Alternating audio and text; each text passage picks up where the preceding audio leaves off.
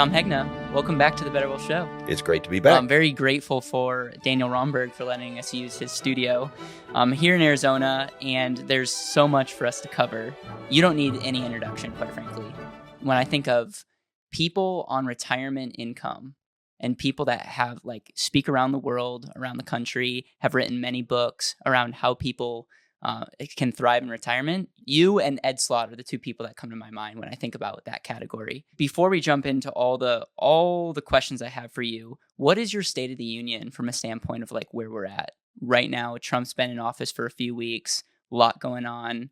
What is your initial retirement state of the union? Well, I do an economic commentary every year, and this year I didn't know what to say because of all the changes. And I said, just get your popcorn ready, because the first 100, 200 days is going to be like things you've never seen before. Things are going to be exposed that have never been exposed before. And that's exactly what's happening. And so what are the impacts? I don't know yet. But, Trump measures his success by the stock market sometimes, so he doesn't want it to crash. But I'll tell you, the stock market right now is near an all-time record high as far as the Shiller, price to whatever he measures. And anytime it's gotten that high, the next, 12, 24 months have not been good. So I would just say now is not a time to be naked in the stock market. This is what annuities can do. You can have guarantees.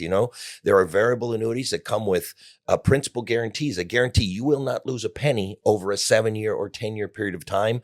And they have the unlimited upside of the market. There's these new products called RILAs, registered index-linked annuities, and they don't eliminate risk, but they'll take 10 or 20% of the risk away and sometimes give you more than 100% upside.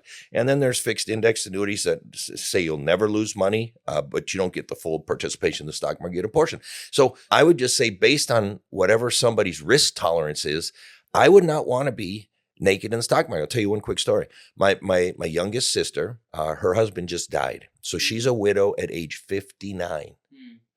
And I sat in with her financial advisor, and he wanted to put her 70% in the stock market.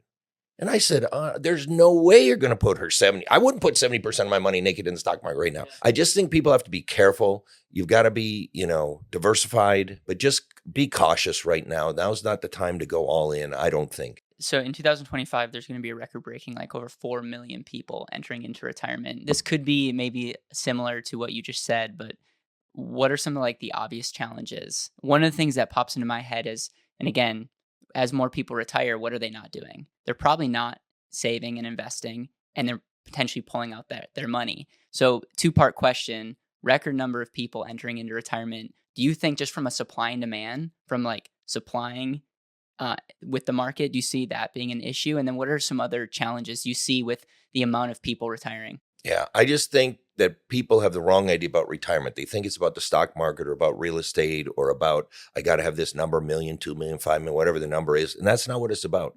It's about having increasing income for the rest of your life and managing risks. What happens if the market goes down and stays down for 20 years? It won't ruin my retirement, but it'll ruin a whole bunch of people's retirement. What happens if you live to be 110 or 120? What happens if now they're putting in this $500 billion into AI for cancer and medical research? What happens if they cure cancer, cure diabetes, cure heart disease, cure, obesity, cure all these things, and people live to 120?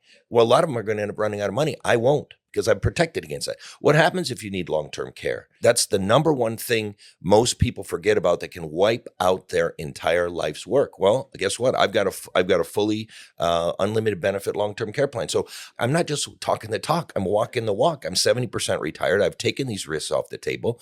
I've even taken, one of the risks for me is lawsuits or things like that. Most of my money is in annuities and life insurance, which in the state of Arizona is 100% creditor protected. So I've tried to protect against all the risks out there and still have increasing income for the rest of my life. Yeah, and I know that you have a couple of your books here, but Paychecks and Playchecks, you kind of lay out a philosophy of how you view retirement for the listeners, the people watching. What is that? What is your framework on it? Well, Paychecks and Playchecks, it's really a pretty simple book. It lays out the math and science behind a successful retirement. It shows the research of the white papers of all these PhDs. Most people don't read PhD white papers. Well, I did, and I put them into English so people can read them. There is an optimal formula to retire. Yeah. You got to cover your basic living expenses with guaranteed lifetime income. You got to optimize the rest of your portfolio to protect yourself against inflation. You got to have a plan for long-term care, and life insurance is the most efficient way to pass wealth to children, grandchildren, and charities. And if people would follow some of these simple things, they could have a much more successful retirement. People think that the riskiest time to be in the market is when you're in your 80s, and you shouldn't be in the market when you're 80s. No, the riskiest time is between 57 and 67. It's the years right before and right after retirement. Those are years you do not want to lose money, because if you lose money right before or right after retirement, it can decimate your whole retirement, and people aren't thinking about that. You've got to put some guarantees into that portfolio.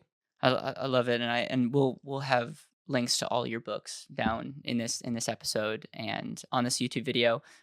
This is like somewhat breaking news, but what are your thoughts on ending taxes on Social Security? Do you think that's actually going to happen? I know that's something that someone in the Trump administration said that this is something that they're going to move forward with. What are your thoughts on that? Well, I'd rather see tax-free Social Security than paying for drag shows in Tunisia or something. And Don't disagree with that. So they're finding a bunch of stupid ways that we're spending our money, and there'd be better ways. I think if you ask the average senior, would you rather have your Social Security tax-free, or would you rather pay for drag queen shows in Tunisia? I think most of them would say they'd rather have their Social Security tax-free. So I think if they can pay for these things by either eliminating waste, fraud, abuse, or growing the economy faster, I'm all for that.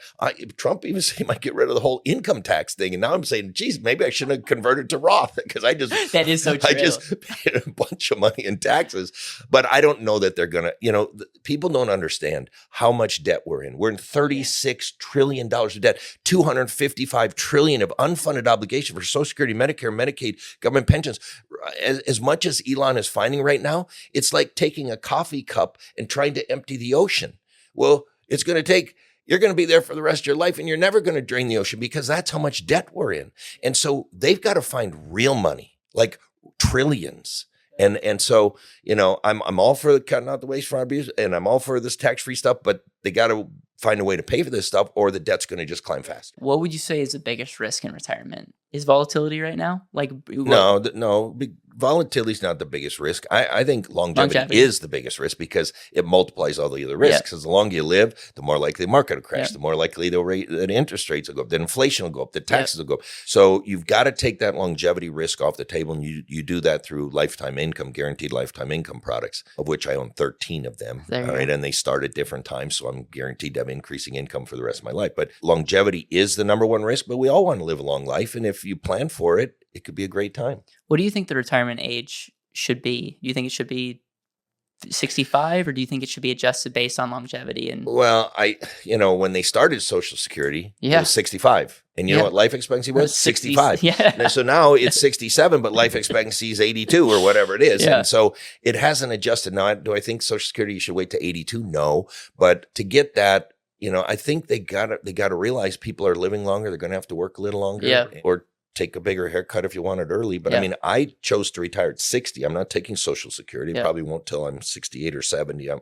trying to decide what age to do it. But because I lost my best golfing buddy at 56, I lost another golfing buddy at 42 to COVID. I lost my mom, lost my dad. I'm sitting in a hotel room one day saying, what the heck am I doing with my life? I got enough. Yeah. I got to get off the road. So I got off the road mostly, and now I'm trying to enjoy my life. And that leads me to a question I wanted you to ask, but I didn't tell you to do that.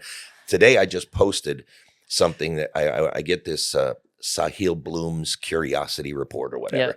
And there was a very interesting point about balance, life balance. I love that. Too many people try to balance their life every day. Oh, I got to spend this much time with my wife, and this much time with my kids, and this much time at work, and this much time at church, and this. And he said that does not work. Yeah. Balance is in seasons, and he expressed it in a way I've tried to explain to people, because they say, Tom, how do you do this? You're working so hard. You're out of balance. I say, okay, when I was a kid, I was out of balance. I was playing on the playground, and I was in school all day. I was out of balance. And then when I went to college, it was beer and girls and trying to get my degree and stuff like that. And I was out of balance. And then I worked. I'd work. I was out of balance. And now I'm playing golf, and I'm traveling the world, and I'm having fun. I'm out of balance. But my life has been balanced in seasons. Yeah. It's not every day. The people, they want to live a balanced life, but they want to be a top producer. It don't work that way. Yeah. If you want to be a Tom Brady or a Yeah. Patrick Mahomes, you can't be balanced. Yeah. You've got to focus, and you got to have drive, and you got to work, and the family has to take sacrifices. I missed birthdays, I missed anniversaries, I missed holidays, I missed Valentine's Day, I missed funerals. Yeah. Funerals I missed. We had Yeah. to make some really tough decisions because there was no right answer. So I was out of balance. But seasonally, I was in balance. Yeah. And it just hit me, that post Yeah. today. It hit me. One thing, this is not in my notes, but one thing that I've been thinking recently is my framework around regret.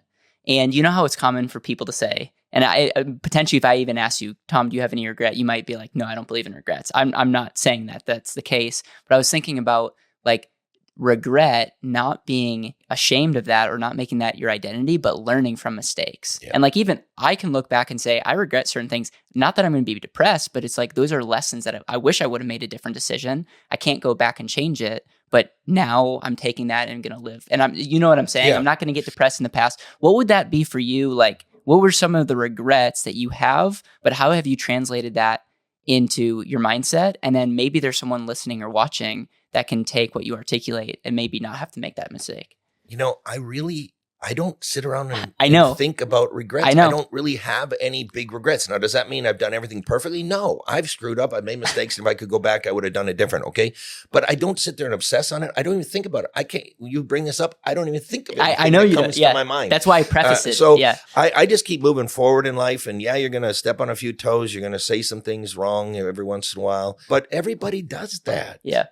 Everybody makes mistakes. Any lessons in the past that you look back and say, here are the 3 lessons? What's interesting is I was interviewed on another podcast, and I said, Yep. you know, honestly, I probably worked too hard and saved too much money, that I could have done a little less along the way. But the thing is, you don't know. Yeah. You don't know. And when you're young and you're in your 20s and 30s, you don't have money. I mean, I started out as a second lieutenant in the U.S. Army, $13,000 a year. That was my pay. And I had a wife and 2 kids. And I'm trying to live on $13,000 in West Germany. Good luck. You try it. It's hard. We came from nothing. And I went down to Fort Huachuca, Arizona with my Mazda 626 and everything I owned in that car. I didn't even need a U-Haul because I didn't have anything. Yeah. And that's how I started. But I worked really hard. I saved 30 to 40% of my income almost my entire life. And now even my wife says, okay, now I see why you work so hard. Now I see, now we're doing this. It's kind of fun. This is good. Yeah. You know, so we built a lifestyle now that we really like. We have a house here in the Phoenix area, and we have a house up in Flagstaff where we spend our summer. So when it's 120 here, it's 75 up there. And I couldn't justify a golf club membership for 30 years because I was on the road 200 days a year. Now I have 2. And if you golf 4 to 5 days a week, they're a great deal. Yeah. If you only golf once or twice a month, they're a terrible deal. It's almost like an annuity. If you already lock it in, you now force yourself to play. Well, I would play anyway. But that's what I'm saying. But, I mean, if you see how much they get for green fees here in Phoenix in the winter, I'd play maybe 2 or 3 rounds for what I pay for my monthly dues. 2 or 3. And I'm playing 20, 25 rounds a month. I love it. You know, so it's a great deal. It's a great deal if you play. It's not a great deal if you don't play. This might be a good transition to talk about your latest book, but I have questions around asset allocation in different stages of your life. Mm-hmm. So early stages, someone's watching this in their teens, 20s, 30s, mid stages, 30s, 40s, 50s, and then in the retirement stage, asset allocation. What is your thought process? Because maybe does the mindset change a little bit? I would imagine it does. It does, but as I look back, had I taken more risk, I would have a lot more money today. I've always been fairly conservative. And so I've always put more guarantees. I've always been more on the guaranteed side than the risk side. And, you know, even with my 401k, with all this other stuff that I had, I was more on the risk averse side. Yep. And I look back and I see what the market has done from when I was started. So I would encourage young people, that's the time to take risk and leave it. And do not sell when the market goes down. Don't panic. Just close it, you know, put money in the market, put it in a drawer, shut it for 5 years. And then every 5 years, just check on it. You'll be happy, but don't panic. Don't watch the news. Don't watch CNBC and go, oh, I got to buy, I got to sell. No, just every month, put money in the market. Every month. That's what I would say. Dollar cost average. Yeah. Once you start getting into your 40s, That's when you really need to try to pick up a long-term care policy. Okay. In your 20s and 30s, you need to buy life insurance because life insurance is cheap. And I waited till I was 50 to really buy a big policy. And I wish I would have done that when I was 25, but of course I didn't have the money when I was 25. That's the paradox there. And then you got to get a long-term care policy in your late 40s, 50s. You got to start locking in some income. Start setting up your own personal pension. You do that with an income annuity. There's deferred income annuities where you can buy it today. It kicks in when you're 60 or 65 or 70. You pick when you want it to kick in. And the payout rates on those things are amazing. Even for somebody like you buy one, you'd have double-digit guaranteed returns for the rest of your life on payouts. I mean, it's pretty incredible. And so I would start amassing some guaranteed income. You have still keep some money in the market because, you could be retired for 50 years if they cure all these diseases. So, but you do want to start shifting a little more conservative, a little more towards guaranteed in your 50s and 60s for sure. What is your thoughts, Tom, on entrepreneurs that are watching this or people that are into alternative investments, like alternative investments or real estate, and they kind of roll their eyes or almost write off anytime someone talks about the stock market? Yeah. What is your message to them? And then what would you do if you were like, I have a business and everyone's telling me to diversify, but I believe that my business could like take this thing to the next level and create cash flow. Yeah. What would you give them any caution, or what frameworks would you talk to the entrepreneur versus like maybe the employee? All right, let's talk on one at a time. Real estate. Okay, so I own two really nice homes. I own real estate. I've got a good chunk of money in real estate. But I watch these people who they want to all buy this rental property, this rental property, this rental property, and they go, well, cash flow. And they start counting that as guaranteed lifetime income, which it is not. Yeah. And I get it, but I've seen the whole cycle because this is my first rodeo. I've done this for a few years. And what happens is people in their 30s and 40s, they love rental properties. Oh, they love it. You get to be 70 and 80. You would talk to a 70-year-old. They hate it. Yep. They're all tax bombs. They took the tax out of that one. They took out the tax breaks out of that. That's a tax bomb. That's a tax bomb. That's a tax bomb. Now that one needs a new roof. That one needs 2 air conditioners. That one needs this. Yep. They become money pits in your 70s and 80s. And they're like a ball and chain around your neck. So real estate is okay, but just don't do all in real estate. You will regret it. I will tell you that. Let's talk crypto. You heard this first. Yeah. Let's talk crypto. Yeah. I was the biggest Bitcoin non-believer in the world. It's greater fool theory. There's nothing there. It's a big nothing burger, blah, blah, blah. Well, then I watched, I met probably it was Michael Saylor on CNBC. And if you don't know Michael Saylor, follow Michael Saylor. He knows everything about crypto, but he made a believable case for a total non-believer like me that Bitcoin could hit 1 million, 10 million down the road. And he said, we just recommend everybody put 1% in their portfolio there because if it goes to 0, 1% won't kill you. But if it goes to 1 million, you're sure going to be glad you did it. Well, that resonated with me. So back when Bitcoin was $2,000 a Bitcoin, I put 1% of my portfolio in there. Wow. That 1% is now worth like $1.6 million. Wow. And I mean, I put in like 30 grand. I mean, it was crazy. It by far the best investment I've ever had. And so for any crypto non-believers, number one, I would stick to Bitcoin. I wouldn't go with all these other ones. I mean, you can do it if you want, but they're highly speculative. I think Bitcoin's speculative, but I would stick with Bitcoin. And it has been the number one performing asset class, 1 year, 3 year, 5 year, 10 years. It's not Beanie Babies and it's not a pet rock. Okay. And Michael Saylor now talks about having more than 1%. What is your thoughts on that? I said I'd okay up to 3. And I've said, well, if somebody's really aggressive, they can do 5, but I wouldn't do more than 5. Okay. There's a short Bitcoin ETF. So you know what I did? Because what's my risk? My risk is if it goes to 0. So I put the same amount into the short ETF as I did when I put. So now I'm hedged. Goes to 0, I got my money. Goes up, I got my money. Do that. Like if you're listening, this is brilliant. Thank you for sharing that because that's a way to hedge. It hedges. Yeah, I love it. Now, let's talk about the person who wants to put all their money in their business because my son is a huge entrepreneur. He's got, 6, 7 different businesses and he does put money into his business. But he puts money into life insurance. He puts money into investments as well. You do not want to have all your eggs in one basket. I just had lunch with a pro football Hall of Famer, retired Hall of Famer. I'm not going to say his name. And he was telling me how he's got almost all his money in this one stock. and it's the best stock in the world. It's the best stock in America. I just keep making money. It just keeps. They're everywhere. They do this. They do this. They do this. I just said I got it. I just got to say, you don't want to put all your money in one stock. I don't care how good it is, because back when GE was Jack Welch was there, that was the best stock in the world. Oh, what happened to those people? Intel at one time, best stock. What happened to those people? Even IBM. Yeah. I can just go down the Enron. You go down the name, and I'm not saying this company that'll ever happen to, but I'm saying you do not want to have all your money in one. And then they work for that company. They got their 401k with that company. They get their paycheck. No. You got to stay diversified. I wouldn't ever want to see anybody with more than 5 or 10% in any one stock. Yep. I want to double down and ask another question.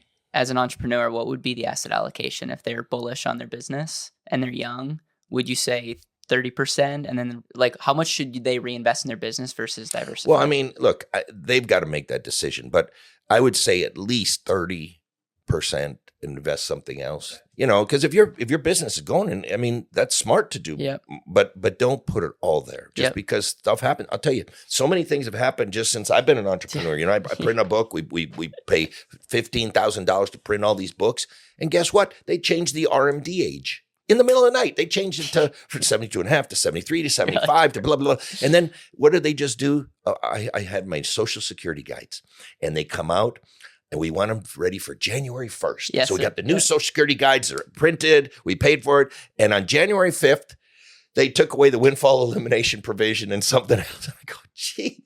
So you never know. Yes. And there could be some rule, some city ruling. You could lose a lease. They could change a law. And all of a sudden your business model, where to go? Yeah. So that's why you can't put it all in one, in all your eggs in one basket.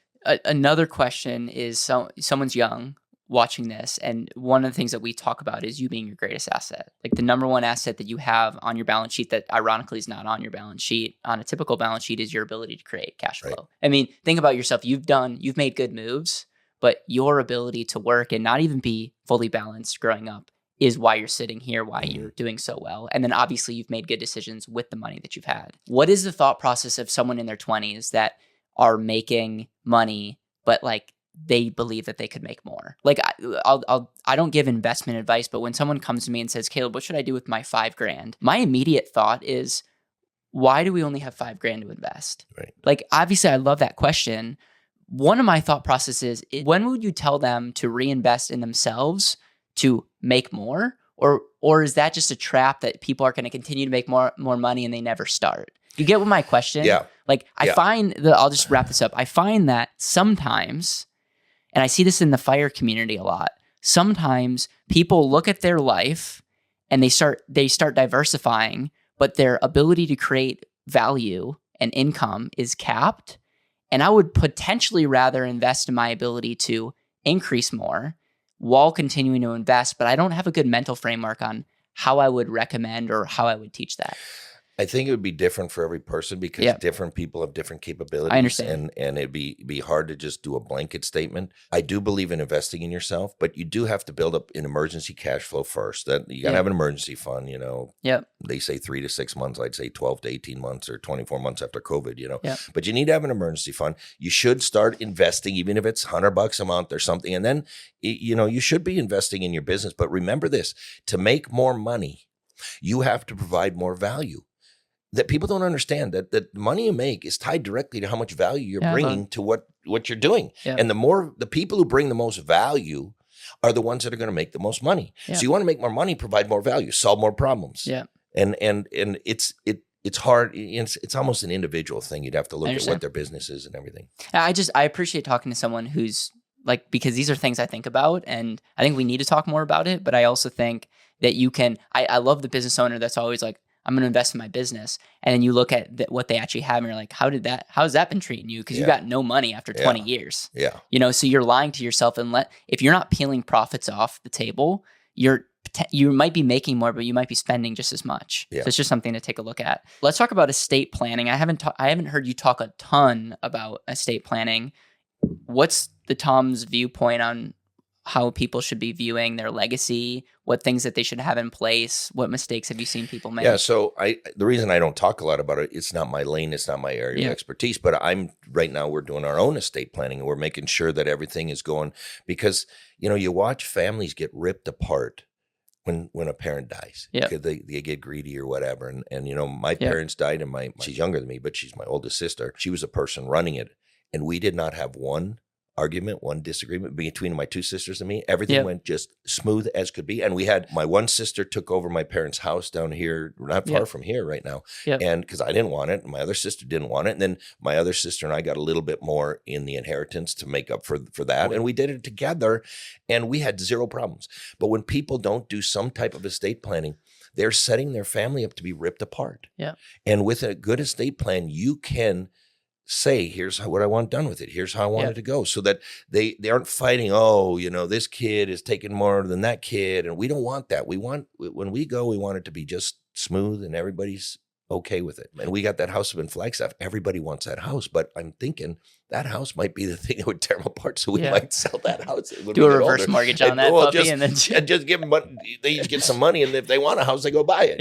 I don't know. We're still going through that, but I think it is very important to have an estate plan, and life insurance can play a key role in that. Trusts can play a key role. Not everybody needs a trust. Life insurance is a poor man's trust, because it overrules a trust. Actually, it goes directly to a beneficiary, and annuities do the same thing. So you can do a lot of this without a trust, but if you got a lot of wealth, you're probably going to want some type of trust. Before I go into life insurance and annuity questions, what's your thoughts on reverse mortgages, the good, the bad, the ugly? Yeah, so I just had Dr. Wade Pfau and Don Graves on a webinar. And, Don Graves helped me write the chapter in Don't Worry, Retire Happy on reverse mortgages.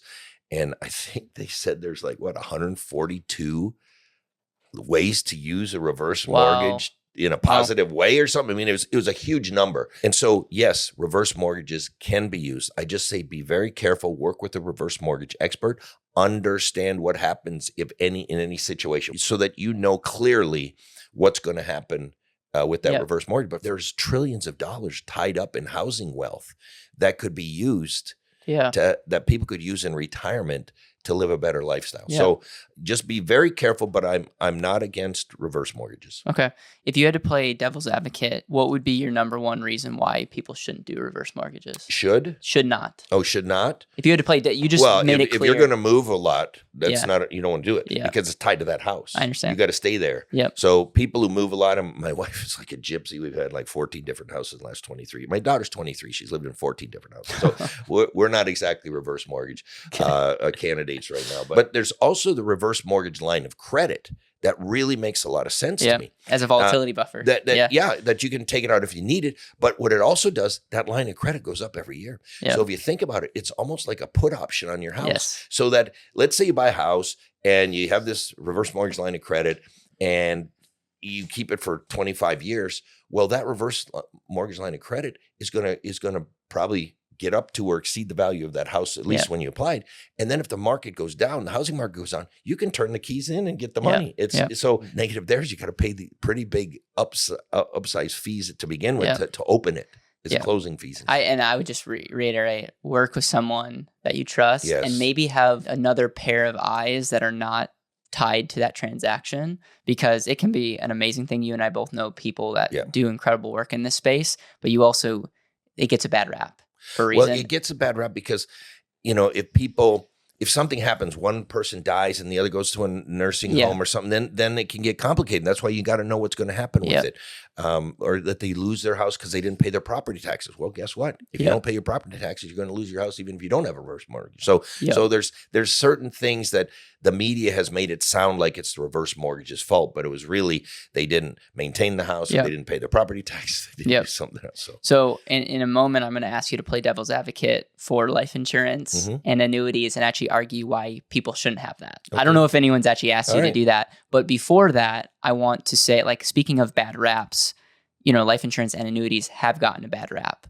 I would love to just hear you riff on why you think when set up and used properly, they can be an amazing space. I mean, I know Dave Ramsey hates annuities and life insurance. You have Ken Fisher has very opinionated. I wrote an article why Ken Fisher really loves annuities. They can and maybe go and Dave Ramsey doesn't know life insurance and annuities. He doesn't right, but I want to hear you because there's so many people out there. I mean, our friend David McKnight wrote the Guru Gap kind of deal, and he addresses some of these gurus that hate life insurance and annuities. I want, in your own words, why is life insurance and annuities, when set up and used properly, a great asset. First of all, Dave Ramsey owns a large permanent life insurance policy. So, it's kind of Do we funny. know, and I've heard many people say that, it would be amazing if we could get proof of that, because that would make a great video. It would. So it would. And Ken Fisher, just so you know, owned a ton of American Equity stock, and American Equity only sells annuities, and he owned that for a long time. So he knows the power of annuities. But first of all, there's been so much research that shows life insurance and annuities are a great bond substitute. Now, what happened in 2022 to bonds, I predicted back in 2016, I wrote this article, the 60-40 portfolio is dead, long-lived life insurance and annuities. And at the time, bonds were paying 1%. And I didn't know when interest rates were going to go up, but we knew at some point they would. And when interest rates go up, the value of bonds goes down. Well, that's exactly what happened in 2022. So the stock market went down and the bond market went down. But had people put their 40% instead of in bonds, if they put them in life insurance or annuities, they wouldn't have gone down. Dr. Roger Ibbotson wrote this entire white paper where he compared the performance of bonds versus fixed index annuities. And he found that fixed index annuities outperformed bonds for the last 40 years and are likely to do so for the next 40 years. The Wall Street Journal said the case for replacing some bonds with annuities. Barclays says, Barclays doesn't sell any annuities. They are an investment bank. They say fixed index annuities outperform bonds. BlackRock said you will have better portfolio performance if you have some guaranteed lifetime income and then be a little more aggressive with your other asset allocation. And so I've got Ernst & Young, a huge accounting firm. They just wrote a white paper where they look for the perfect retirement portfolio. And you know what they came up with? 30% whole life insurance, 30% income annuity, 40% investments. That's an accounting firm. They don't sell annuities. They don't sell life insurance. So the research is clear that you should have life insurance and you should have annuities. And as far as Dave Ramsey saying only term, I'm not against term. But here's the deal. Here's the ultimate truth about life insurance. The only policy that matters is the one that's in force on the day that you die. Less than 2% of term policies are ever in force on the day that you die. Now, that doesn't mean term is bad. What it means is term should never be your only policy. It's there for supplemental coverage, when the kids are little, when the bills are high, when the paycheck is small, you use term life insurance. But if term is your only policy, you're going to die with zero life insurance in force over 98% of the time. Wow. So now my case of who shouldn't buy life insurance. Play devil's advocate. All right. So my daughter, 23, single, she said, Dad, she signed up for benefits. Do I need this life insurance? And I said, of course you don't need life insurance, Sammy, but you should get some. And she goes, why? And I said, because you lock in your insurability. What happens if you had a major accident or surgery, or you had a big disease or something and you couldn't get life insurance anymore? You're locking in your insurability. So I do believe, I told her, but did she really need life insurance? She didn't need it, because if she died, it wouldn't affect me. It wouldn't affect my wife financially. It would affect us emotionally, of course. But I said she should get it because she should have some, and she should have her insurability covered. And so I believe most people, maybe not everybody, like if you're like, does Warren Buffett need life insurance? Well, I could make a good case that he should for estate taxes and things like that, but the average person out there, especially if you're married, you have children, if you don't have life insurance, that's almost criminal to me. It's almost criminal. You shouldn't have had kids. You shouldn't have got married. What are you doing? What are you doing? I've seen so many tragedies of people who had 3 kids, a wife, and they got a car, they got a lifted pickup with wheels and tires, but they don't have life insurance. Well, I don't know how that wife allows him to do that. My wife would never allow me to, and I don't get it. Some people just have their priorities way in the wrong places. What are you concerned with some of the people in our industry? I know that you're probably not a fan of like more regulation, because regulations might have a goal, but it could end up hurting more people than helping people. But what are your thoughts around some people that maybe take your book, taken my book, taken other of our friends' books, and then sell things that even you would look at and be like, oh, like that kind of puts a bad taste in your mouth. I've seen examples on life insurance. I've seen terrible things that agents have done out there, and it's disgusting. But part of it is these companies aren't training like they used to. Like, well, what are some examples of that? Like back in the day when indexed annuities weren't as good as what they are now. They came with 20-year surrender charges. Someone they put an 80-year-old woman in an indexed annuity with a 20-year surrender charge. That should be against the law. Okay, and I've watched them do things where they underfund universal life policies. Well, that thing's going to blow up in 10 years. And they sell that stuff.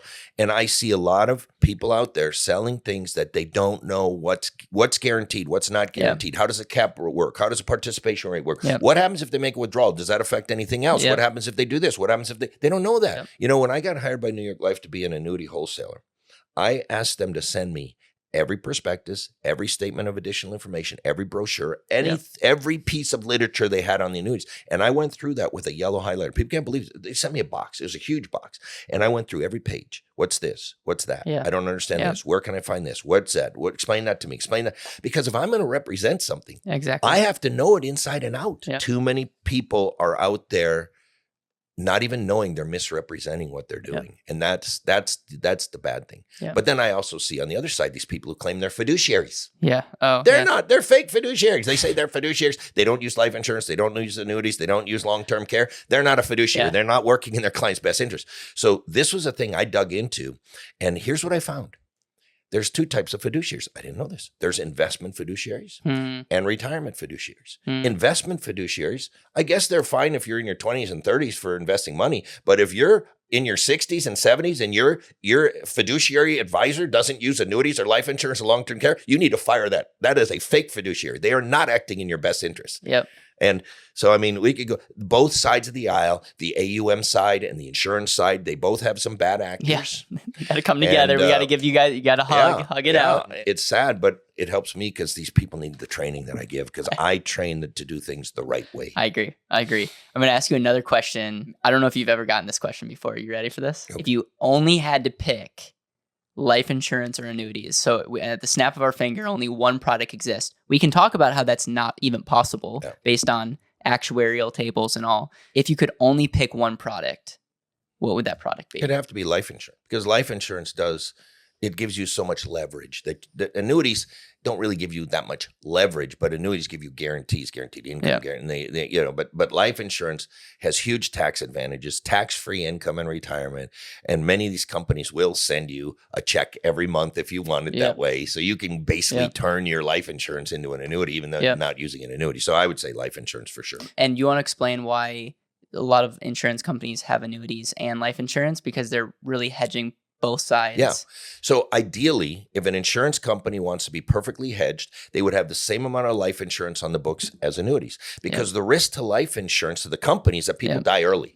So like, let's say there was COVID and everybody starts dying. Okay, that can hurt a company. But the risk on the annuity side is that people live a long life. And so by hedging it, if all of a sudden COVID wipes out a bunch of that hurts them there, well, it helps them on the annuity side because they're not going to have to pay those annuities. You know, and if all of a sudden they fix all these things that now they got to pay these annuities for 50 more years than they thought. Well, guess what? Their life insurance, they won't be paying many life insurance claims. So it hedges. This one has mortality credits. This one has longevity credits. And so it's a perfect hedge for them. And they can actually price their products much more competitively if they take that risk off the table. And it's one of those things where it's like, do what they do. If you look at how these successful companies operate, what if we could utilize some of those same things in our own life? And these are the products, the market, annuities, life insurance are all products that we can use to do what they do.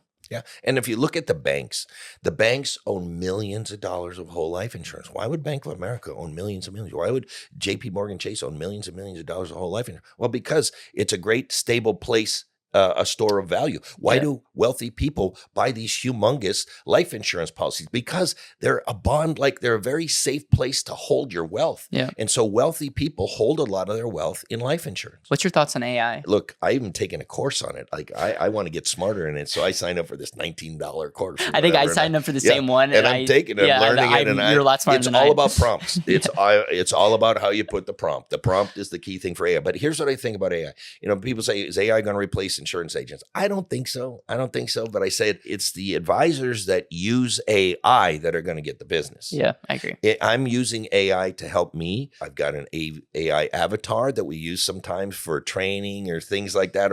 Or if I'm on a cruise and Tim wants to put something out that I'm saying, he can just type this thing into my avatar and there I'm saying it. Hey, it's Caleb Williams here. I'm just interrupting this video quickly to invite you to check out our And Asset Vault. You may have been there. We've actually revamping it. And if you are somebody that wants to learn more about, is life insurance the right fit for me? Does this end asset make sense? Like, does this actually help me be more efficient? We've put together a 10-minute documentary style video that I think does a really, really good job giving the history, why the and asset, different setups and designs that we use. And then we have an and asset vault that gives like case studies, calculators, handbooks, and so much more. We are here to serve you, whether it's a conversation, whether it's education, or the video. So make sure to go check out andasset.com/vault to learn more. You could create a bot for yourself that literally looks at every interview you've ever done, looks at all your books that you've done, and then people could ask you questions. Right. And you could have some type of subscription where people could ask you questions, and 24/7,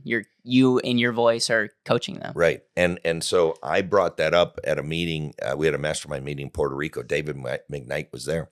And he actually did that. And I said, I told everybody you can do it. I haven't done it yet. And he said, but here's the problem. There's a capacity problem right now. So it can't take all my stuff. But so he has to load this book into this one and then create a bot for this one. But eventually, soon that'll be done. But I would love to load all my personal stuff in and have Tom Hegna AI. And now I could sell that coaching program. You want Tom Hegna 24/7? Boom. Ask him a question. He'll tell you the answer. Dude, if you are in this industry and you're watching this and you've gotten this far in the interview, please put in the comments if you'd be interested in something like that. I think it would be encouraging to see if there's random people left and right saying I would be super interested in that.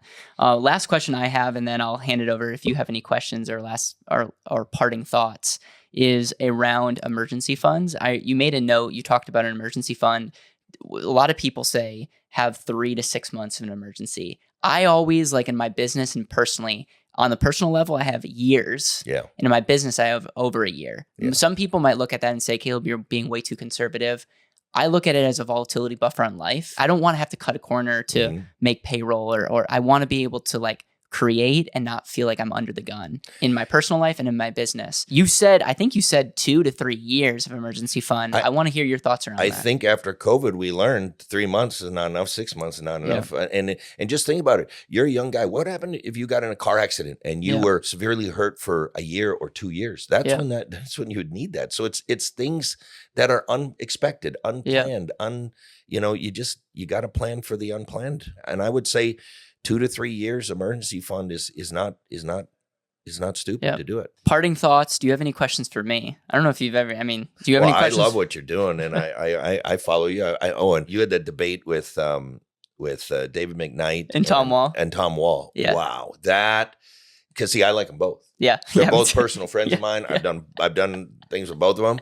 I lean more towards whole life because I grew up in AAA Mutual. When I was at MetLife, it was a AAA Mutual. When I was at New York Life, AAA Mutual, they sell whole life. Yeah. All right. But I get hired by many firms that sell IUL. Yep. And I'm not against IUL. What I say is that's got to be overfunded. Like it's the funding, because what happens I'm not against universal life. I was the national variable life manager for MetLife. So, but the problem with universal life is the term premiums just start climbing as you get older. Yep. And if you don't have adequate money in there, that policy is going to start eating itself up. And if you're taking money out and the things are going up, you just want to put as much money in there as you can if you're going to use IUL. Whole life is much more guaranteed, stable. And, they talk about loans. Well, you can get around that with how I did it with whole life is I did a paid up additions rider on it. And I just poured cash in there. So now I can take out like $10,000 to $15,000 a month if I want, not loan, just withdrawals, pretty much for the rest of my life if I want to. Yeah. So, I've tried to build that up and try to make that whole life look as close to that IUL, flexibility and liquidity and everything as I could. Yep. Question for you is, if I could set up a debate or a dialogue with someone that maybe hates annuities or life insurance, would you be open to coming on? When I was an agent, we had A.L. Williams at the time, and they were all anti-whole life and buy term only. And so I'll go in there and I'll talk with the client and we'll debate in front of the client. And what happens is you both end up it's like pigs in the mud. But what if it didn't have to be that way? So if you could debate any one person or have a dialogue with any one person, would it be Ken Fisher? Who would it be? I wouldn't. I don't give Ken Fisher. All you have to do is Google Ken Fisher, scandals. I don't think anybody's going to do business with Ken. He's got so many scandals. Just do your research. What I would love, this is what I'm trying to bait you and you're not taking my bait, is there any, like, if I set up a conversation with someone that could be respectful on the other side, but dialogue? Well, I'll tell you, I did a debate a few years ago, and this whole DOL thing was coming up with the head guy of fiduciary, the guy who invented the fiduciary standard. Okay. And I debated him on national broadcast that why, this DOL rule is terrible and that fiduciaries aren't acting in their client's best interest. And I mean, I got a lot of kudos from the insurance, but I got attacked by the fiduciary side. But I think I did really good in that debate. That's what I'm saying. I would love. I don't really want to get in debates anymore. Well, here's this. Comment who you want Tom to debate, and we'll see if we can bribe him to doing that. Tom, do you have any other parting thoughts or questions? Well, I just wanted to highlight my latest book, Who Wants to Be a Millionaire? This is for young people. Yeah. This is for you. This is for people in their 20s, 30s, and 40s who want to build wealth. And I talk about, why am I doing this? This is out of my lane. Why am I doing this? Well, because I got 4 kids. I got 3 grandkids with probably more on the way. These are the lessons I've shared with my kids. And I'll just give you one. When it comes to building wealth, I say there's 3 ways to build wealth. Number 1, you want to make more money. Number 2, you want to spend less or spend wiser. Number 3, you want the majority of your money to go into appreciating assets. Most people are putting their money into cars, boats, RVs, jet skis, clothes, shoes, handbags, computers, phones. Those are all depreciating assets. They go down in value every day. And what's worse is they're taking out loans. So they're paying interest on a depreciating asset. Yeah. Rule number 1, never pay interest on a depreciating asset. If you can't buy it for cash, you're not ready to buy it yet. That's what I would tell people. And then the other thing is, and so I just created a new slide. It's not in the book, but I told Tim I wanted to get it in the book. And it's turn your car payment into $1 million. Okay. And it shows a $250 car payment. If you invested that at 7%, not 12, 7%, that you would have over $1 million. Then I show a $500 car payment. Well, you'd have over $1 million in 30 years. If it's a $1,000 car payment, you would have $5.4 million. And I know couples where the husband and wife each have $1,000 a month. They're driving their $10.8 million retirement down the road. Do you think they know that? And one last thing. Here's how I use the rule of 72 with younger people. The rule of 72 determines how fast money doubles. You divide the interest rate into 72. So if you get 1% interest, it takes 72 years for your money to double. If you get 12%, it only takes 6 years. Well, I would use 7.2%. Just because it divides it. It's a reasonable rate of return. It divides every decade. So watch this. I'm sitting down with a 30-year couple. They're frustrated. They've done pretty well. They have 150,000, but they just feel like we're just not getting there. And I said, well, that 150,000 in your 30s will be worth 300,000 in your 40s. It's going to be worth 600,000 in your 50s, 1.2 million in your 60s, 2.4 in your 80s, 9.6 million in your 90s. And that's just that 150. Now you're going to be adding in, you should have many millions of dollars in your 70s and 80s. But what happens is people give up and they say, I'm not making it, screw it. I'm going to buy that truck. I'm going to get those wheels. I'm going to get those tires. I'm going to get that RV. I'm going to do this. I'm going to do that. I don't want to wait till I'm 60 to have money. Well, buddy, that's the deal. All right. I'm 63. I finally got some money. It took me a while. But people don't realize you got to have patience. It takes time to build wealth. Don't cut corners, save, invest, get your insurance products, and you can have a great life. I love it. Hey, if you're a fan of Tom or if you're a fan of myself, I actually have a page or two in your book. Thank you so much for you in there. I appreciate you allowing me to be a part of this amazing project. No, listen to this. Yes. We now have the ability to do custom this where anybody can get a chapter on them in here. Love it. And thank you, Tom. Thank you so much for just your friendship, your belief. You bet. Thank you for the mentorship. And also you've paved the way and made my life and many other people in our industry, our lives possible. So thank you. Well, thanks for everything you do as well, Yeah. Caleb. Thank you.